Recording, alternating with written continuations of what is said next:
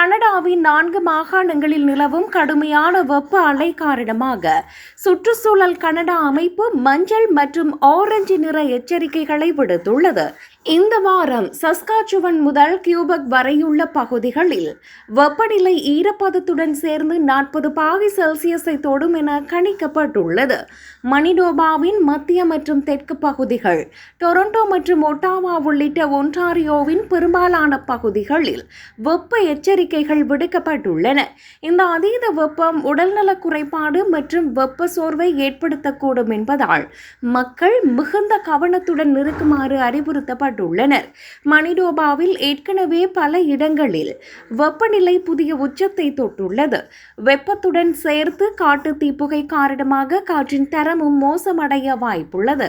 இதனால் டொரண்டோ மற்றும் வின்னிபெக் போன்ற நகரங்களில் பொதுமக்களுக்காக குளிர்விக்கும் மையங்கள், நூலகங்கள் மற்றும் நீச்சல் குளங்கள் திறக்கப்பட்டுள்ளன. வெப்ப சோர்வின் அறிகுறிகளான தலைவலி, மயக்கம், அதிக தாகம் மற்றும் சோர்வு குறித்து மக்கள் விழிப்புடன் இருக்க வேண்டும். தீவிரமான பாதிப்பு ஏற்பட்டால் உடனடியாக 911 என்ற அவசர எண்ணை அழைக்க வேண்டும். குறிப்பாக முதியவர்கள் மற்றும் தனிமையில் வாழ்பவர்கள் தொடர்ந்து கண்காணிக்க வேண்டும்.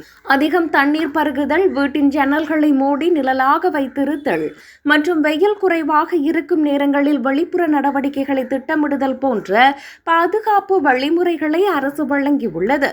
தளர்வான மற்றும் வெளிர் நிற ஆடைகளை அணியுமாறு பொதுமக்களுக்கு பரிந்துரைக்கப்பட்டுள்ளது.